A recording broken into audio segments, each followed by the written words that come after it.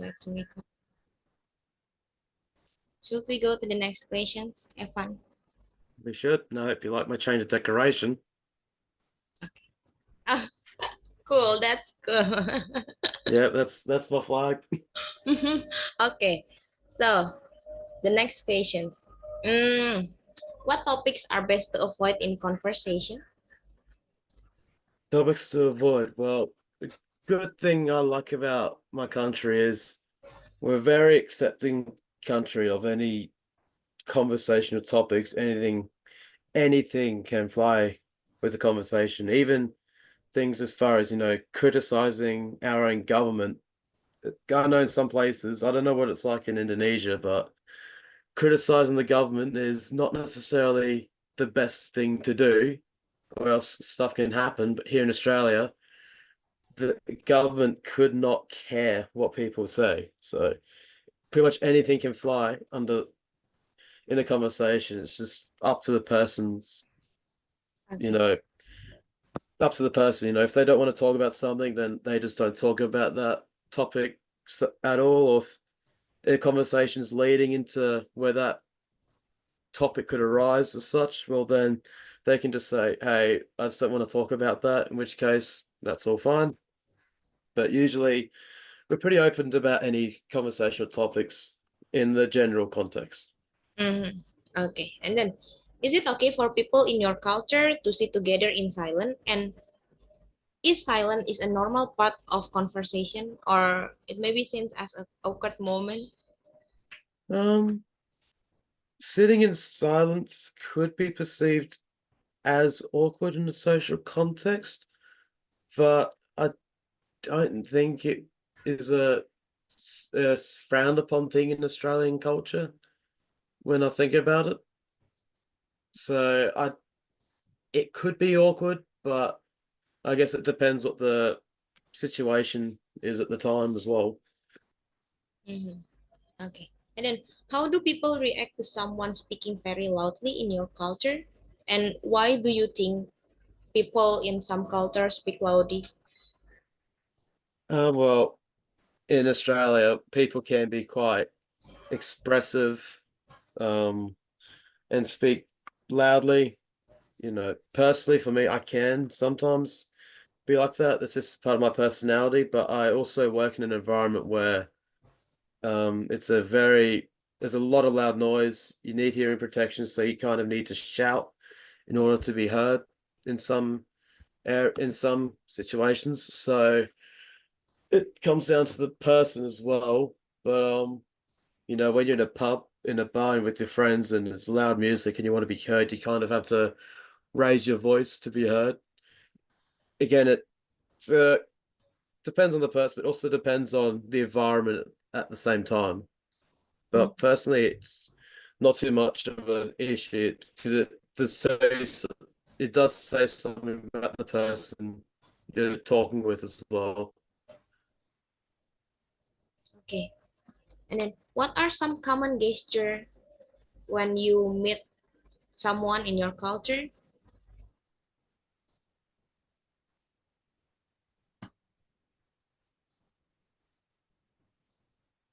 Oh, you might lose your signals.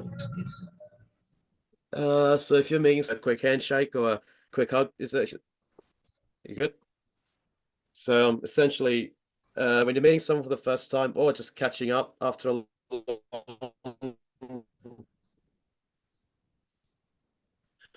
time apart, handshake or a hug is socially acceptable in the normal round as well. You have Asian Australians who can bow as well. I'm sure, if you come to Australia and you meet an Indonesian, they might say, selamat pagi or Mm-mm. bow like that.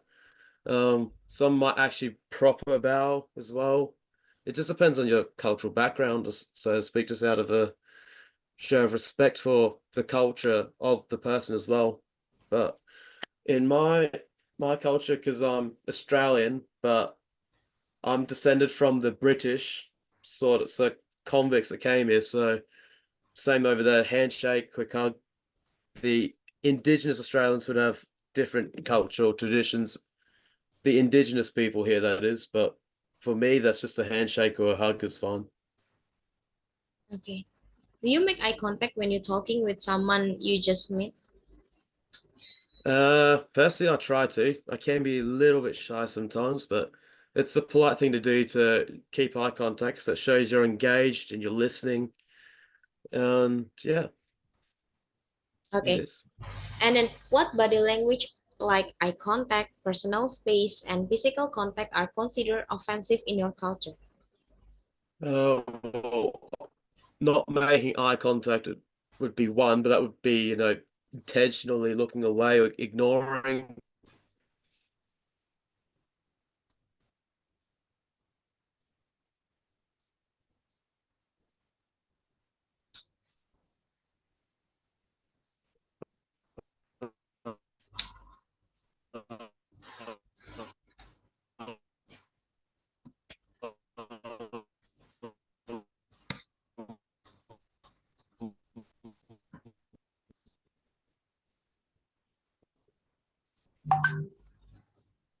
Getting Setting someone's personal space, invading that personal bubble.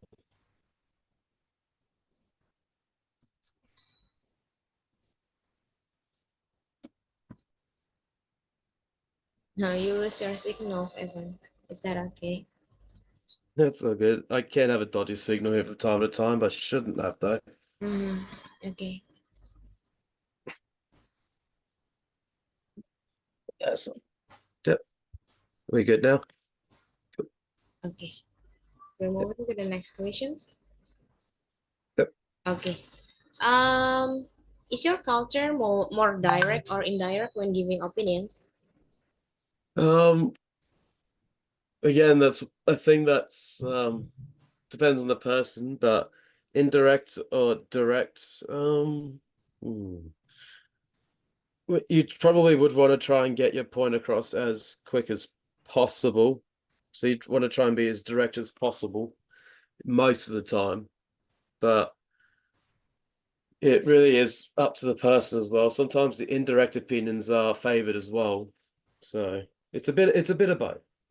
Okay. And then, can you be straightforward when telling a colleague you disagree or don't disagree with their outfit? Yeah, that's one thing that Australia is known for their what's the fact that they can speak, yeah, they tell it how it is, so to speak. So if something's wrong, something's out of place, we're quick to call out on it.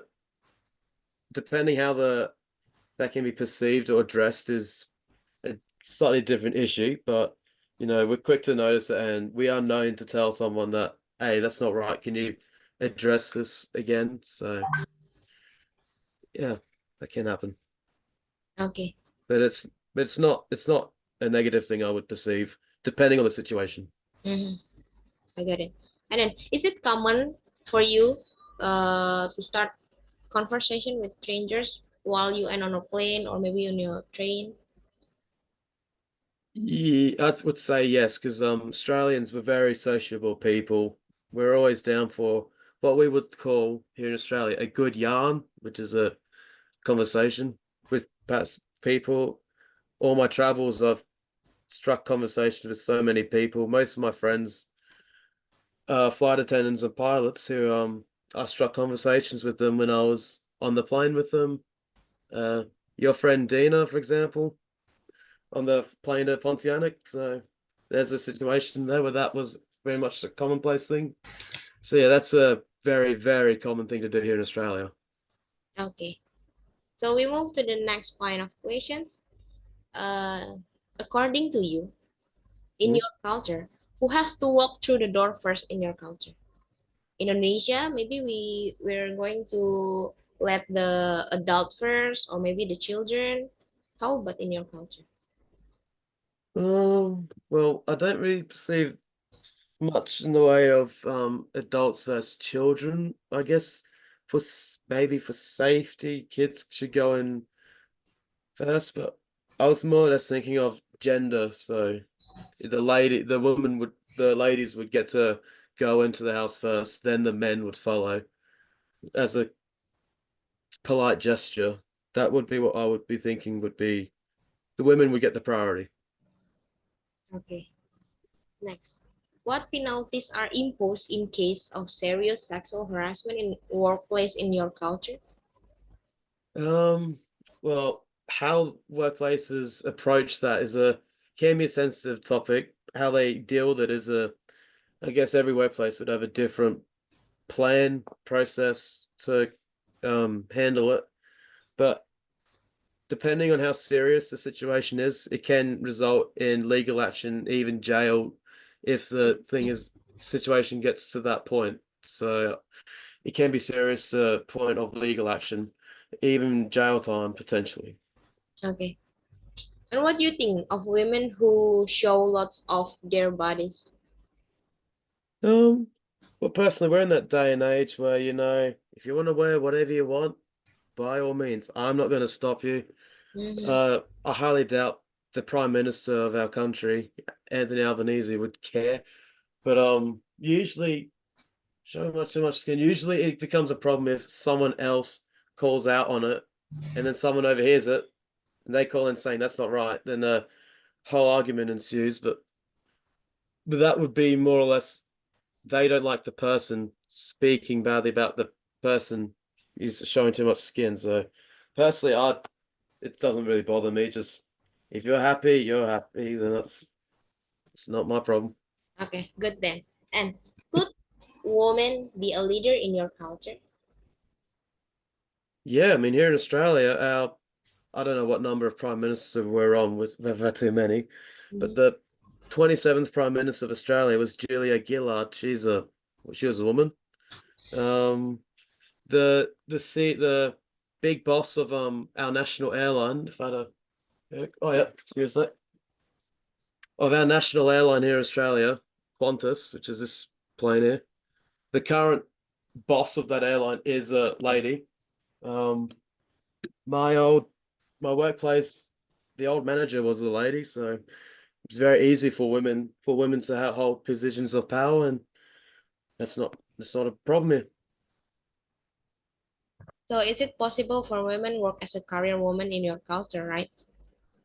Yeah, I mean, if you have a career in mind and you study for it and you can show you can do that job, by all means do it. There's nothing that should stop you. Okay. And then who typically does the dishes, the cleaning, and all the other chores in a family in your culture? Usually in the family context here, I'd say it'll be like most places, the woman would do it most of the time. But there is also, the men do like to do it from time to time. So, if the men would rather do it and the lady would rather, you know, put her feet up and relax, sweet. But I'd say traditionally speaking, it would be the lady would do it usually. Mm-mm. Okay. Now we're moving to the next point of questions. This is Cool. about love, I think. How do young couples act when they are in love in your culture? Do they doing hold hands and kiss in public? Because this is still not common in Indonesia. Is Indonesia more of like a traditional conservative country, is it? Yeah. Well, here in Australia, um, anything goes. So within, legal reason, anything goes. I've seen it all. But that's up to the people. If they want to display that for all the world to see, do it. If you don't, and you want to keep things under private, then that's your life, your business. But from what I've seen, probably the most common thing would be holding hands, I reckon. But yeah, I don't think anything's really frowned upon. Just if it's legal and everyone's safe, s- you'll have fun to do it. Hmm. Okay. And then, um, how is your culture's point of view about gay love? Is there any gay on there? Yeah, yeah. Australia, we actually legalized gay marriage in 2017, so it is legal here. So if a man wants to marry another man, they can do it. So I don't know what it's like in Indonesia. Just yeah, it's a bit of a touchy subject around the world, but at least in Australia, it's completely fine. Mm. So this There's no problem. open. This topic is Yeah, often discussed. Oh, okay. yeah. And how do you feel about it when you see the couple of gay affected? Well, initially it's something new to see, so you're like, what's this about? But nowadays I'm just at the mindset of, well, I'm not gay, but don't don't involve me in that stuff. But if I see it, I'm just like, cool, that's your life. It's your business. You do you. So yeah. So I'm accepting of it personally. So yeah, it's just part of us in Australia. We're just that accepting of people. Mm, okay, So, yeah. okay. And then, how important is marriage in your culture? Are marriage arranged for money or social reasons?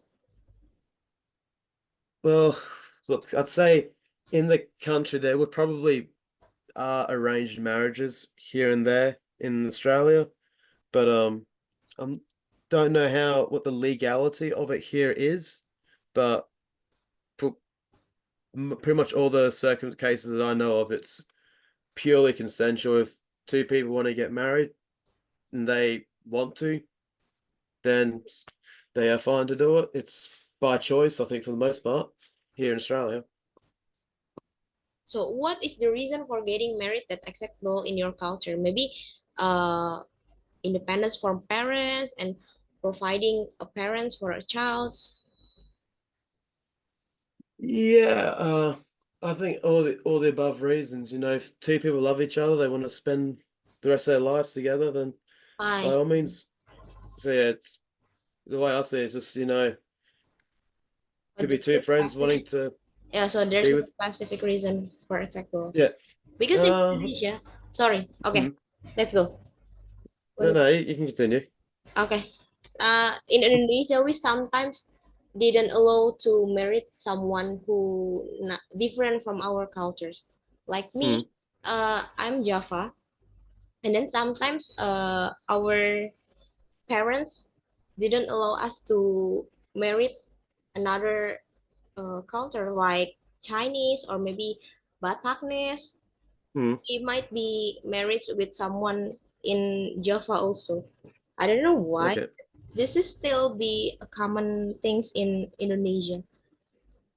I guess maybe that's just a traditional mindset, and I suppose more and more people now today's age are getting more contemporary with the times. But the traditional views of, I guess, when your parents and their parents were children is still prevalent today. Mm, Hmm. okay, that's good. Is divorce allowed in your culture, Evan? Yeah, yeah, it sure is. I know many people who've been divorced, and that's all fine. If you feel that you want to get a divorce, then you go through the proceedings, then you can get a divorce if you want to. Mm. Is It's there any? personal. It's Oh, personal opinions, but yeah. I do. And then, is there any unofficial polygamy in your country? Um, I'd say from my knowledge, I'd say everyone. It's probably I could be illegal to have more than one spouse here in Australia.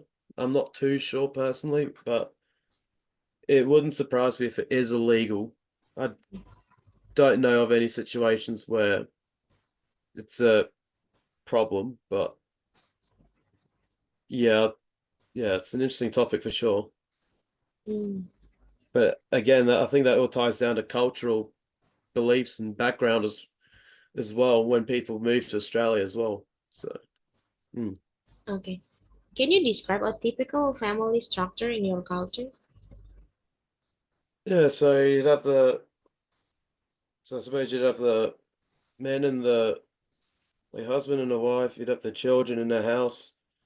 Usually it's just a man and a wife and their children in a house, and that's one house. Usually, maybe you might have grandparents with them in the house, They might live with other family, but typically speaking, it's just one one or two people initially. Then it might evolve to a family, but yeah, it depends on the people. But usually it's just a man and a husband and a wife, and then if they have children, then them as well Mm, in the house. okay. Yeah. And then we'll move to the next point of question. Yep. Um, in your culture, do young children with a range of age 6 until 9 ages spend time with adults, or are they told to play somewhere else? Um, trying to think was outside of school. Um, I'd say kids would try to hang out with their friends who would probably be of a similar age. And if they're, because it's a thing where, if they hang out with adults, particularly if they're not known that well to the parents, then usually that wouldn't be ideal for the child due to safety. So usually kids would probably hang around with kids of their own ages as they grow up. Okay. And then if there is a children that not obey the rules from their parents, are they getting a punishment from their parents? Yeah, I mean, every culture here is different. Everyone's different here, but at least in my family, if I messed up as a kid, I might get sent to my room in time out and stay in my room for a certain amount of time. I might Mm, miss out on privileges, so you don't get, you know, no dessert after tea, or, you want to get a toy, you might get that confiscated or taken away for a certain amount of time, or certain privileges taken away for some amount of time. But uh, you might you might get a smack, but it's not a bad smack if that sort of makes sense. Usually like a slap on the wrist or something and just sent to the room, but mm, pretty light punishments if you ask me. But mm, they, one way or another, if they need to be punished, there is some kind of punishment doled out. okay. How long do parents stay home with children, or how they can leave their children alone? Um, well, usually you start to be able to, for me personally, I started to be able to be home alone from a certain age. I forgot when that was about, but it wasn't until I was a teenager. Usually one of my parents would be home with me beforehand. And then it's like a gradual process of being able to be let outside on my own and traveling around more freely. But that really started from when I was a teenager, just probably due to safety, I think. Mm, okay. And the next point. What is it like to be a teacher in your culture? Teach, when in primary school, uh, well, it can be quite stressful, as I'm sure it would be for teachers everywhere else in the world. But you know, primary school teachers, they teach all the subjects. That's more individual. Oh, no. They teach one subject pretty much in high schools, whatever the arrangement is. But depending on the teacher, they could have a pretty good bond with the students as well. Some of the teachers I've kept in touch with since I've left high school, and I've become good friends with them. They try to get along with all the kids, so everyone can get through the day and not have any issues. Um, they're trying to be there for the students as well. If they need support, they're there for them. But yeah, it's an interesting one to think about, that's for sure. 'Cause I'm not a teacher myself personally, but Okay. yeah, they try to help out when they can, I suppose. Okay, okay. Okay. Do a student or parents complain if they don't agree with the teaching methods or grades? I'm not sure if it's so much issue of the teaching methods, but grades.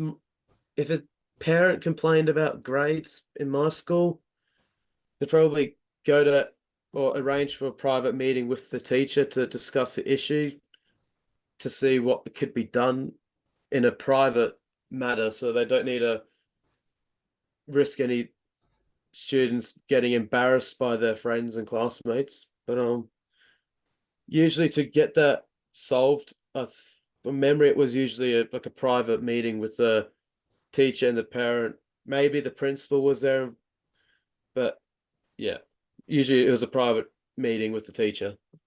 Hmm. Okay. Are most the teachers on Australian is female or mixing? I would say back in the day, most of the teachers would have been female, but now there's a lot of male teachers coming into the force. Going through my school now, there was one or two male teachers Mm. in my primary school. Now there's quite a few, and it's the same for the secondary school, college as well. And then going to university, a lot of my course teachers were male as well. But so it probably still is quite heavily female dominant, but you can definitely see there's that trend coming about. There's a lot of males coming into it as well, which Mm. is good to see. Okay, okay. And then, do the children wear uniform in your culture?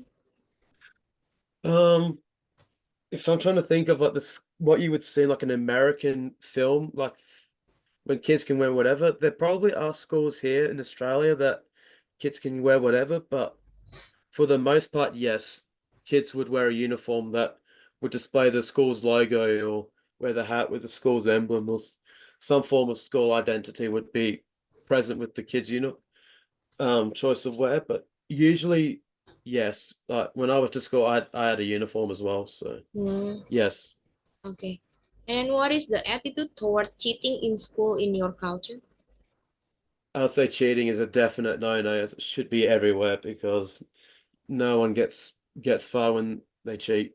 Let's face that. So yeah, it wasn't looked upon very positively in my school.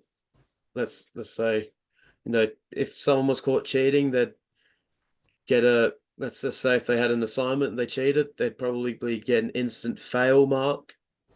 If they were cheating in an exam, they'd probably get their paper taken off them and asked to leave the room. So that was a definite frown upon thing in Australia, cheating in school, I'd imagine. Okay. And in in your opinion, how important is education is your in your society? Are there any unique system of education? Oh, education's very important because it teaches you so many things about the world as it is through the amount of subjects that it teaches. There's many opportunities that schools can present as well to prepare the student for later life as well, such as like in my school we had work experience where we went for a week at a workplace to shadow people to see and get hands-on experience of what working in a workplace was like. That's one experience that schools offer. And then universities, they get placement offerings. So teachers, student teachers get to go to school for a term to shadow teachers and even teach the classrooms at some point themselves under supervision. So yeah, education is very important because it prepares you for your later life. And then even while you're working after school, you still education's still very much alive as well. So I think we have a pretty good education system in Australia as it is. We're very fortunate down here. Yeah. I know Hmm. since many Indonesian people usually get what is beasiswa in English? How can I forget? I'm not too sure. Beasiswa. What is that? Wait. Mhm.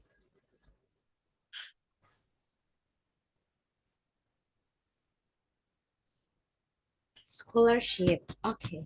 Oh yeah, scholarship. Yep, yep. Sorry for my lacking Absolutely. English. And No, then no, no. It's all good. we going to the end of point the questions. Um, what are some important festival or holidays in your country? When I think of important holidays, definitely our national holiday, which is January 26th, Australia Day, which was when the British first landed in Australia in Sydney. That was way back in 1788, which is when they founded Australia as a colony of the United Kingdom, which is how why a lot of people here are, well, English, Irish, Scottish descent. But there were still the Aboriginal people as well at that time. But Hmm. January 26th is our national holiday. Um, Remembrance Day as well, November 11, which is I think that was the end of the Gallipoli in World War One, that big conflict in Turkey, where at 11 a.m. on November 11, we have a minute of silence to remember those soldiers who went over to war and never returned. That's a pretty important one. Those are the two that really jump out. Um, yeah, can't think of any off the top of my head, but those would probably be the main two ones that jump out. Okay. Australia Day and Remembrance Day. Okay. And the last questions. Are there any common beliefs in your country? Uh, like superstitions and that. I can't think of any off the top of my head. It's just that Australians like to drink, and when they drink, they can go crazy. Um, Depending how much they drink, can change the fact of how they're culturally and was just perceived by the public.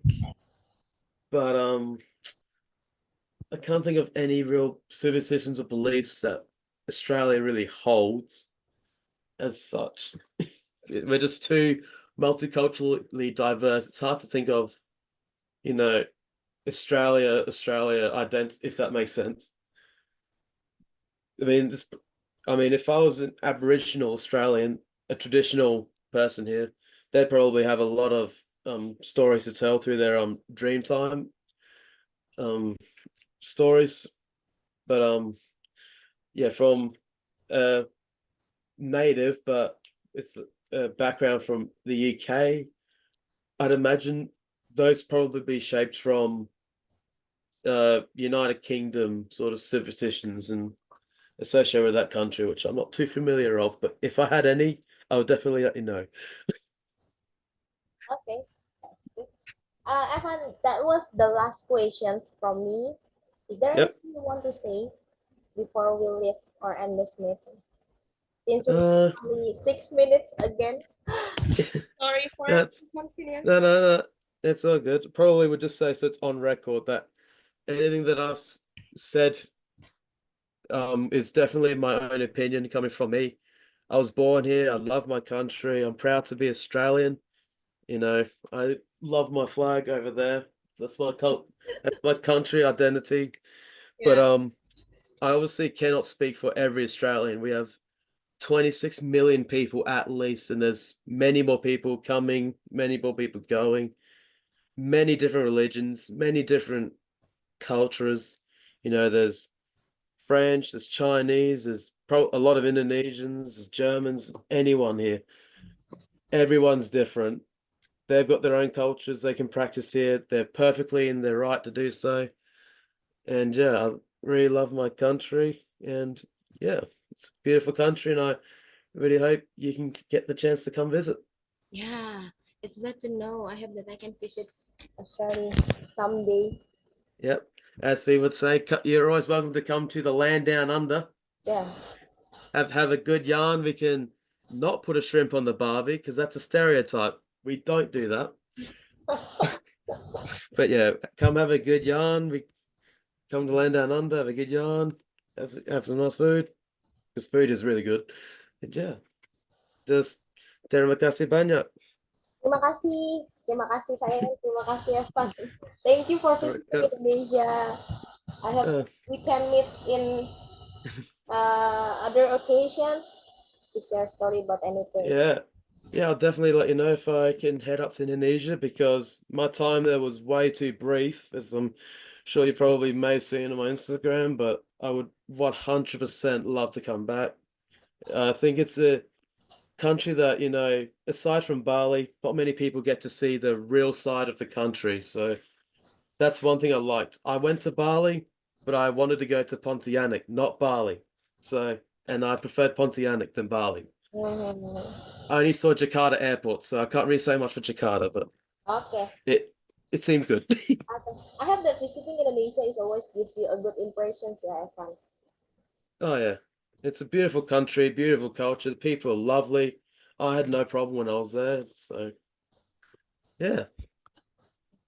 Any- Anything you want to say about? I think that's it for me now from down here in Australia. Just thanks for having me, Terry McGussie, and I'll catch you next time. I do thank you for you, Evan, for your time. Sorry for disturbing you. Oh, we should Nah, it's all good. take a picture, Yeah, if you want. okay? And then I would like to post on my Instagram story. Is that okay? Hey, go for it. No problem with me. Feel free to tag me in it as well if you want. Do whatever you want. Okay. Thank you That's so much, our Evan. that's our hospitality. We're very outgoing. We don't care. Just go for it. You do you, by all means. It's nice to see you, Evan. I hope that we can meet in another time. Yeah, Likewise, it's nice to meet you as well. nice to meet you. And see you in the next time. So to Let's end this catch you. meeting. Okay, God bless you, Evan. God bless you. Oh my God, see. Terima kasih. I would like to end this meeting and then we can move to Instagram if we still want to take a chatting maybe Up, and up, have up to a. you. Do you have a dinner? Or not? I've already eaten. It's like 8:55 p.m. at night here, so it's almost 9 o'clock. So I ate ages ago. Mm. Yeah, I had a big dinner as well. So Okay yeah, then.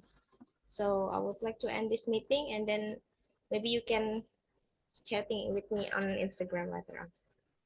see, we can do that if you want. Okay. Thank you so much, Evan. See you. Sama-sama. Sama-sama. Selamat tinggal.